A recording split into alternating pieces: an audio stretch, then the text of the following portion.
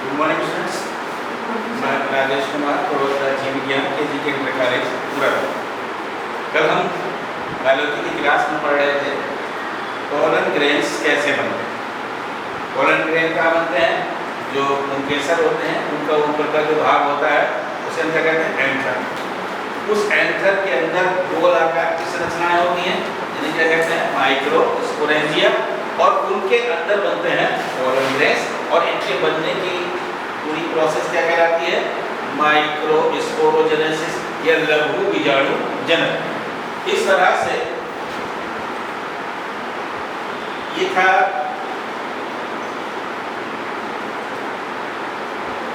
एक स्टेमन। इन स्टेमन्स के अंदर बनते हैं पोलन ग्रेन्स। ऐसे फटता है, ये बाहर निकलता है। ये पोलन ग्रेन्स ये बाहर निकला है। सैकड़ों हजारों तक पोलन ग्रेन्स होते हैं। ऐसा अगर हम एक पोलन ग्रेन की स्ट्रक्चर देखें, ये पोलन ग्रेन्स है। एक पोलन ग्रेन गोलाकार का या बहुभुजाकार टाइप का भी हो सकता है। ऐसे एक पोलन ग्रेन होता है।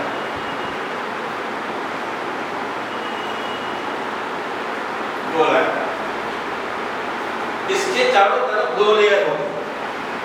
बाहर की लेयर थोड़ी मोटी होती है, उसे कहते हैं एक्साइन।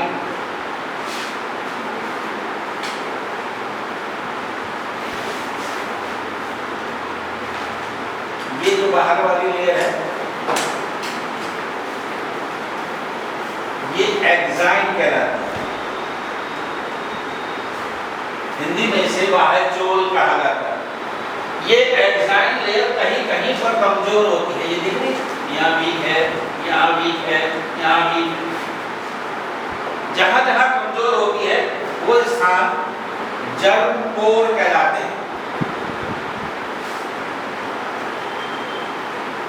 जनन छिद्र कहलाते हैं। स्पोरोपोलिन नाम के पदार्थ की ये लेयर बनी होती है।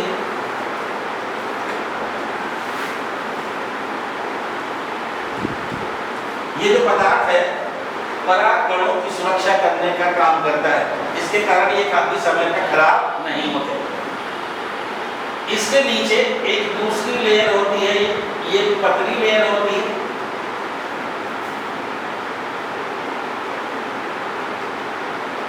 इसे कहते हैं इंटाइन।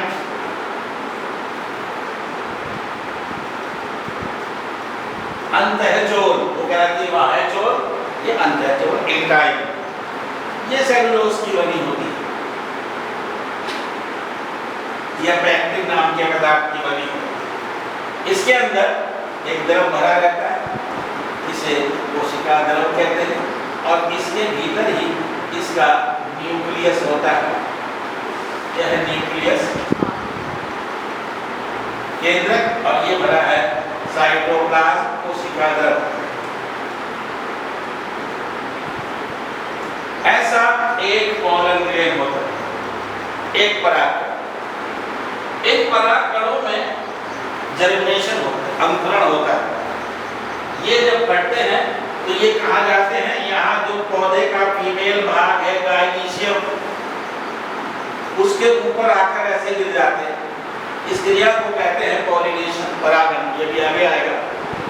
तो ये परागकण यहाँ गिरने से पहले ही अंकुरित होना शुरू हो जाते हैं।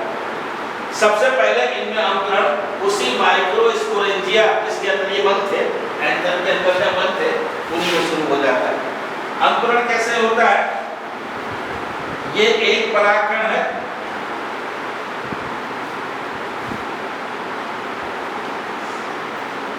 दो लेयर है इसमें।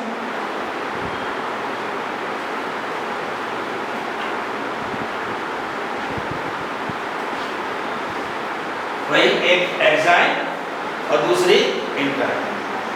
सबसे पहले इसका जो केंद्रक है वो सूत्री विभाजन द्वारा दो भागों में बन जाता है। एक भाग बड़ा होता है और एक भाग छोटा होता है। बड़े वाले को कहते हैं वेजिटेटिव न्यूक्लियस,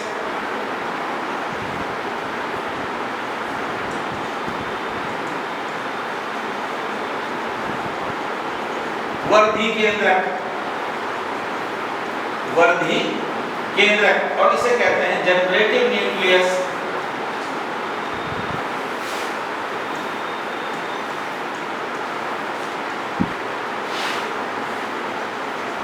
जनित केंद्रक। तो दो केंद्रक इसमें बन जाते हैं। ये विभाजन जो होता है कैसा होता है? सूत्री विभाजन, माइटोसिस। दोनों के चारों ओर कुछ कोशिका द्रव जमा हो जाता है और इसके अंदर दो सेल बन जाते हैं, दो कोशिकाएं बन जाती हैं। एक कोशिका कहलाती है वेजिटेटिव सेल, जिसे हम ट्यूब सेल भी कहते हैं, और यह जनरेटिव। इसके बाद पॉलन ग्रेन का अंकुरण हो जाता है। ये पॉलन ग्रेन यहाँ पर आकर गिर जाता है। इतनी क्रिया के बाद जब यहाँ आते हैं तो अब जो पॉलन ग्रेन है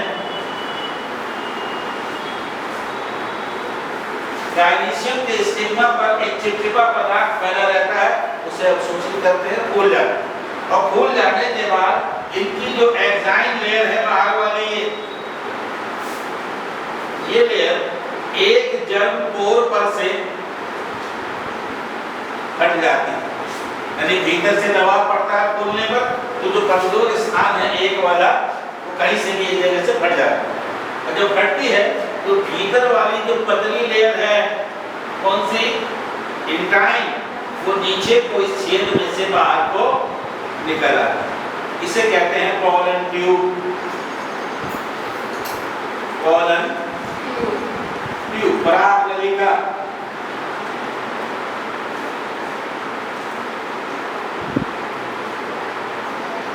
यह है परागनलिका। जो पहले वाला भाग है वो इसके सिरे पर आ जाता है। वेजिटेटिव न्यूक्लियस जो है वो यहाँ आ जाता है।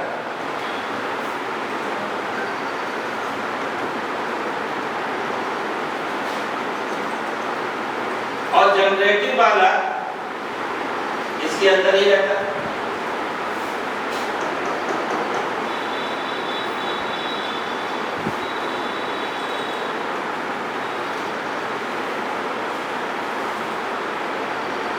इस वेजिटेटिव न्यूक्लियस से कुछ एंजाइम्स निकलते हैं, जिससे ये ट्यूब इस गायनीशियम के अंदर को ऐसे बढ़ती चली जाती है, नीचे बढ़ती चली जाती है। जैसे जैसे ट्यूब आगे बढ़ती है, बाद में जनरेटिव न्यूक्लियस भी इस ट्यूब में पीछे पीछे आ जाता है। ये पॉलन ट्यूब आगे बढ़ती जा रही है। ये है वेजिटेटिव न्यूक्लियस, और जनरेटिव न्यूक्लियस भी इसने किया है।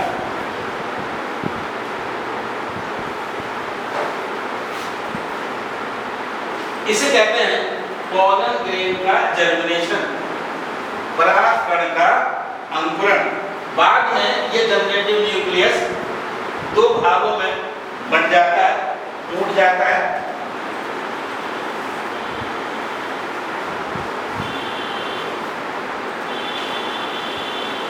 वेजिटेटिव में ये रहा, जनरेटिव वाला भी दो भागों में टूट जाता है। इन्हें मेल गैमीट कहते हैं। आगे वाले को फर्स्ट मेल गैमीट और पीछे वाले को सेकंड मेल गैमीट। प्रथम नर युग्मक और उसे कहते हैं द्वितीय नर युग्मक। तो ये पूरी प्रोसेस कहलाती है structure and germination of pollen grain. Pollen grain का जर्मिनेशन दो भागों में है, पहला माइक्रोस्पोरेंजिया के अंदर और ये है उसके बाहर आने के बाद। ये है germination of pollen grain। परागकण में अंकुरण किस प्रकार से होता है। अब आते हैं, ये तो वह पौधे में पाए जाने वाले नर जनन अंग यानी स्टेमन्स के बारे में। अब हम देखते हैं मादा जनन अंग, फीमेल रिप्रोडक्टिव सिस्टम, इसे कहते हैं गायनीशियम। पुष्प में एक ट्यूब के समान संरचना पाई जाती है और तो कल बताया था मैंने, फूल के बिल्कुल बीच में होती है और उस ट्यूब को कहते हैं गायनीशियम, जायान। और वह जायान पुष्प का जो होता है मादा जनन अंग होता है। इस जायान को स्त्री केसर भी कहते हैं और अंग्रेजी में इसे गायनीशियम के अलावा पिस्टल भी कहा जाता है।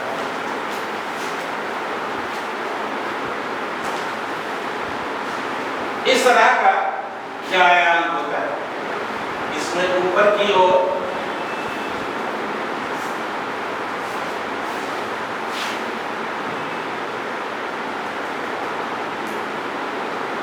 ये इसका ऐसे फूला हुआ भाग होता है।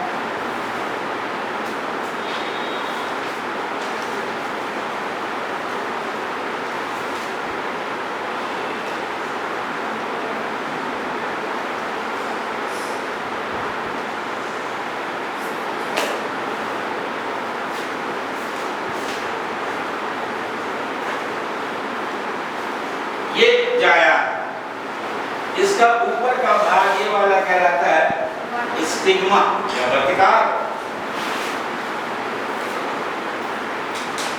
स्टिग्मा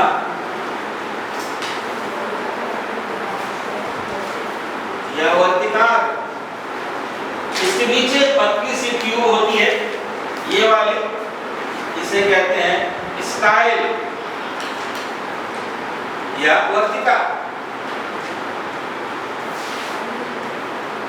और नीचे का फूला हुआ जो भाग है ये कहलाता है ओवरी। ओवरी माने अंडाशय। तीन भाग गायनीशियम के होते हैं। जायान के होते हैं।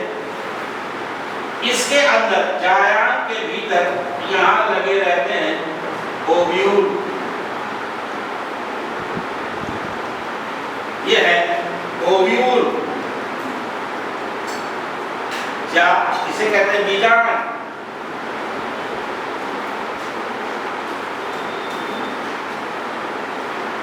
ओवरी के अंदर ओव्यूल होते हैं।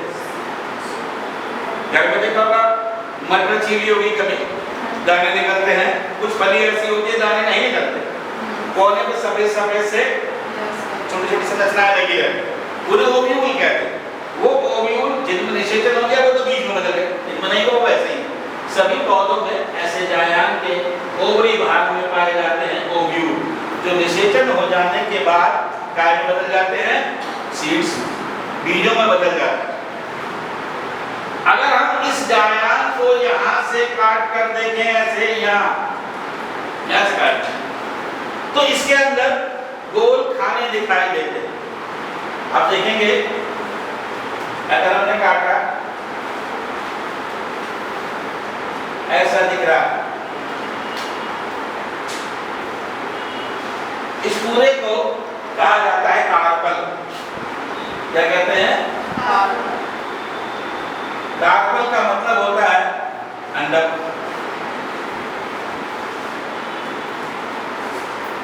अंडक कार्पल कितने हैं इसमें? एक। अगर हम देखें ऐसे दिख रहा है,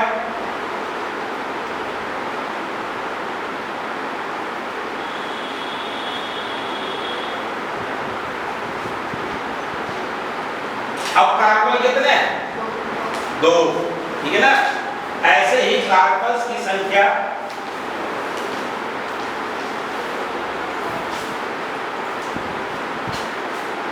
अधिक भी हो सकती है।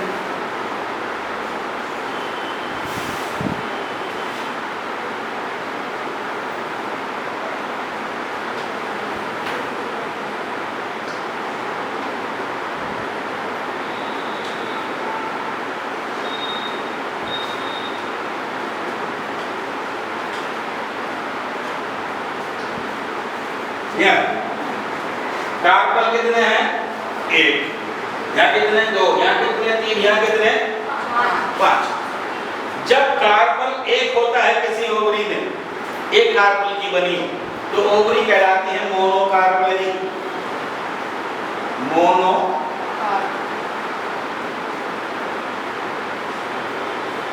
कार्बनरी इसे कहते हैं एक अंडपी। अंडक, कार्बन का मतलब क्या है? अंडक। कितने अंडक हैं? एक। तो जायांग कैसा है? एक अंडपी। यहां देखें कार्बन कितने हैं? दो। उधर वाले ठीक है ना? तो ये कितने हो गए? बाई कार्बनरी।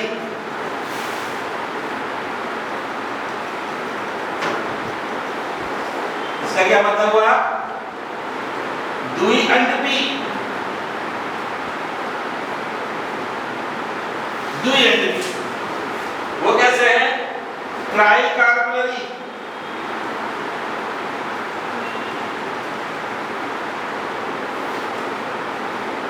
थ्री अंडपी।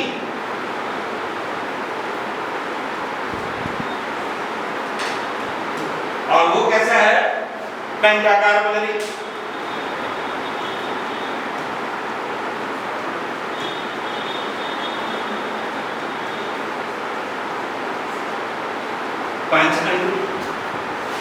ओव्यूल जो होते हैं वो इन्हीं कार्बन की भीतरी सतह से लगे हो।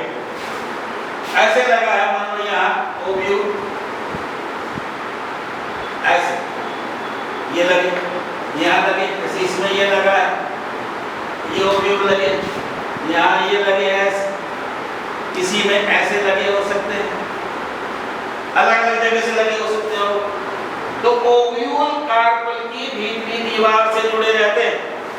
जिस जगह पर जुड़ते हैं उसे प्लेसेंटा कहते हैं। आओ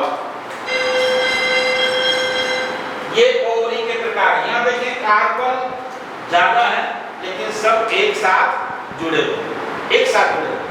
जब कार्बन एक साथ जुड़े हो, जब सभी अंडक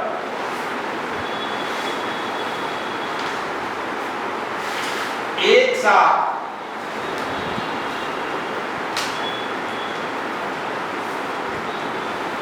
जुड़े हो तो ऐसी दशा को कहते हैं सिनकार्पस।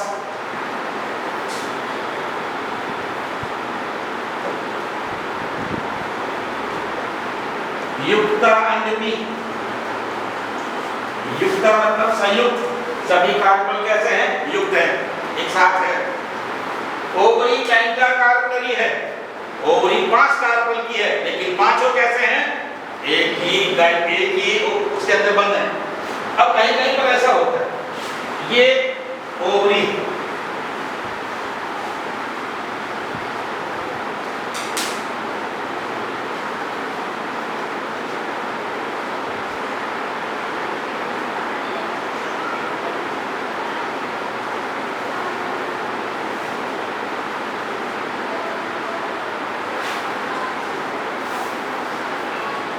ये भी ओवरी। कार्बन ये है, एक कार्बन, दो कार्बन, तीन कार्बन, चार कार्बन, 5। अगर हम इसको ऐसे काटें तो पांचों अलग अलग होंगे, एक ही में जुड़े हुए नहीं होंगे। अगर इसे हम काट के देखें, ओवरी तो पेंटाकार्बनरी है लेकिन कार्बन जो है इसकी तरह आपस में जुड़े हुए नहीं है, बल्कि कार्बन जो है कैसे हैं? अलग अलग। ऐसी दशा को कहते हैं एपोकार्पस।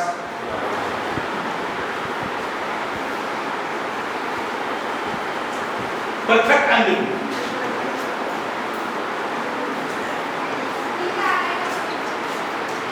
पृथक अंग। अगर एक साथ जुड़े हैं तो क्या रहेंगे? सिनकार्पस।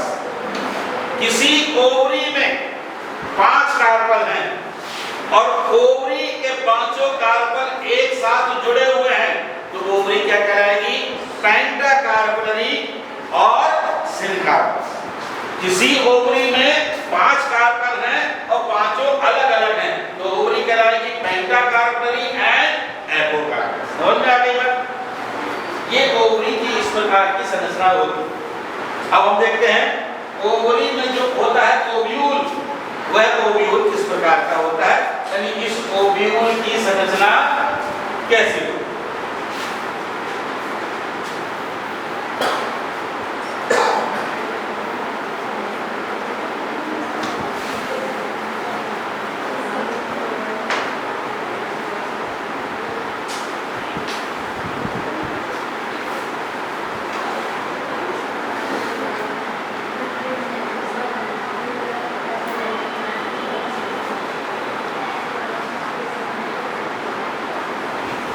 ये जो ओव्यूल है, ये वाला ओव्यूल एक भी हो सकते हैं, बहुत सारे भी हो सकते हैं, काउंटलेस भी हो सकते हैं। आम के फल में एक ओव्यूल होता है, एक बीज बनता है। गेहूं के में एक दाना होता है, एक ओव्यूल है, एक बीज। पपीते में सैकड़ों ओव्यूल होते हैं। अमरूद में, बैगन में, इनमें बहुत सारे ओव्यूल होते हैं। जितने ओव्यूल उतने ही बीज बनेंगे विशेषज्ञ में। ओव्यूल कैसा होता है वो ये देखें। अगर हम ओव्यूल की संरचना देखें तो ओव्यूल इस तरह का होता है।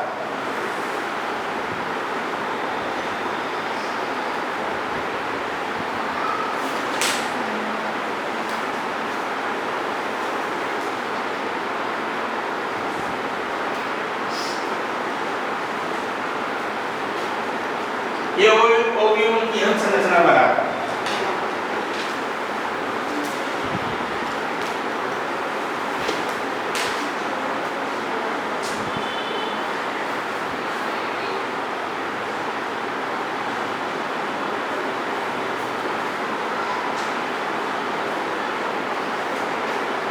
ऐसा ओव्यूल होता है अंडाकार से। एक डंठल द्वारा, ये डंठल है, इस डंठल द्वारा ये कहाँ जुड़ा रहता है? ओवरी के इस भाग से, जिसे कहते हैं यहाँ पर प्लेसेंटा। इस प्लेसेंटा से ये जुड़ा रहता है। इस डंठल को कहा जाता है फ्यूनिक्यूल।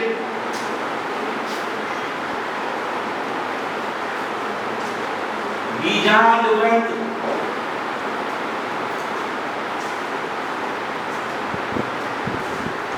इसे हम कहते हैं बीजांड ग्रंथि।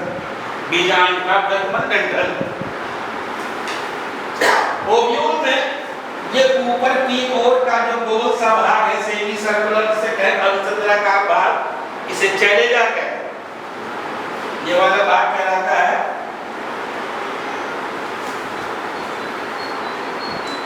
चलेजा। नीचे की तरफ हम देखें तो ओव्यूल को नीचे की साइड में घेरे हुए 2 आवरण होते हैं। इन आवरणों को कहते हैं इंट्यूगमेंट्स। अंग्रेजी में इंट्यूगमेंट और हिंदी में कहते हैं आवरण। 2 है, एक बाहर वाला, इसे आउटर इंट्यूगमेंट कहते हैं। आउटर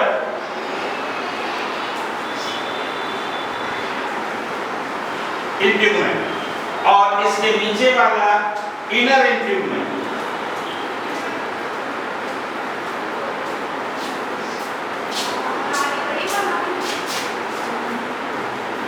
अंतः आवरण और बाह्य।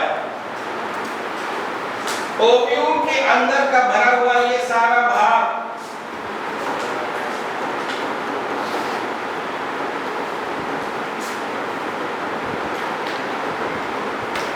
ये सब कहलाता है न्यूसेलस।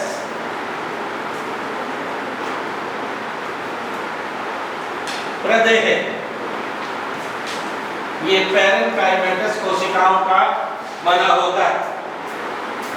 ओव्यूल के बिल्कुल बीच में एक बड़ी सी अंडाकार संरचना स्थित होती है।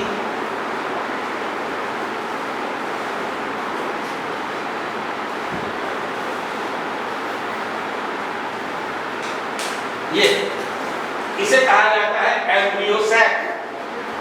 Embryo sac, भ्रूणकोश।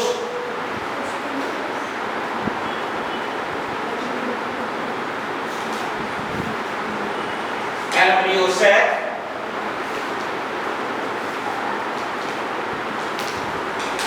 भ्रूणकोश। इस भ्रूणकोश के अंदर 8 कोशिकाएं पाई जाती।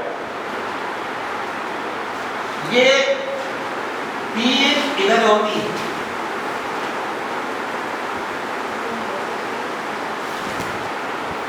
चलेगा की साइड की ओर 3, इन्हें कहते हैं एंटीपोडल सेल।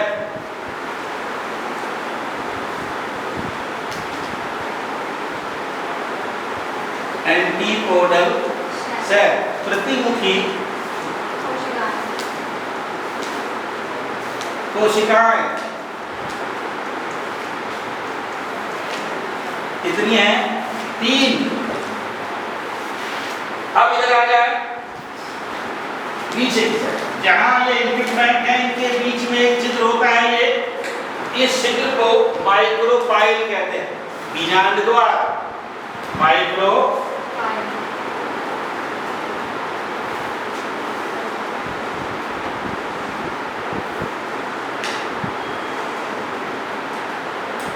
बीजांड द्वार परागकणिका यहीं से होकर अंदर प्रवेश करती है ओव्यूल के।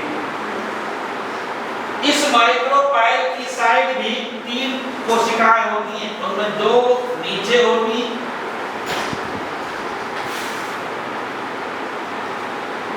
एक इसके ऊपर होती है। वहां 3 बराबर, ये ऊपर। इन 3 में से नीचे वाली 2 सहायक कोशिकाएं या सिनर्जिड्स कहलाती हैं।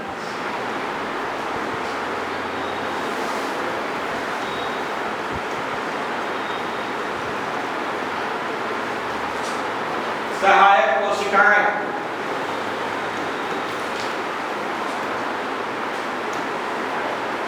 ये है 2। इनके ऊपर एक होती है, इसे कहते हैं ओवम, अंडक कोशिका, या इसे ही फीमेल गैमेट भी कहते हैं, मादा यकृत भी कहते हैं। इन तीनों को मिलाकर एग एपरेटस कहा जाता है। इन तीनों को मिलाकर यहाँ पर कुछ ऐसे टिश्यू पाया जाता है, तीन जोड़े लगता है नीचे को, इसे फिलिंग हॉक एपरेटस कहते हैं। ये सब नहीं आता, लेकिन फिलहाल इतना याद रखना है। 3 इधर होती है माइक्रोपाइल की साइड, उनमें नीचे की 2 सिनर्जिड्स, ऊपर की एक ओवम, बीच में 2 कोशिकाएं जुड़ी हुई पाई जाती। ये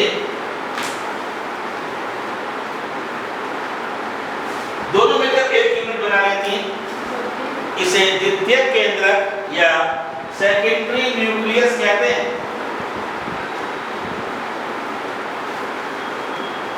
सेकेंडरी न्यूक्लियस, द्वितीयक केंद्रक या सेकेंडरी न्यूक्लियस। ये एक ओव्यूल है। फ्यूनिकल जिस जगह पर ओव्यूल से जुड़ता है उसे हाइलम कहते हैं। हाइलम एक ओव्यूल की संरचना, स्ट्रक्चर ऑफ ओव्यूल।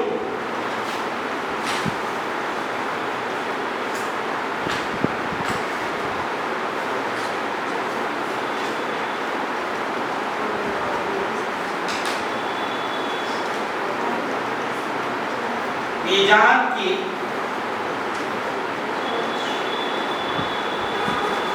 संरचना।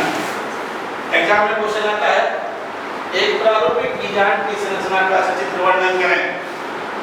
ये चित्र बना के उसका पूरा वर्णन करना है। बीजांड पौधों में 6 प्रकार के पाए जाते हैं, लेकिन ये वाले बीजांड सबसे ज्यादा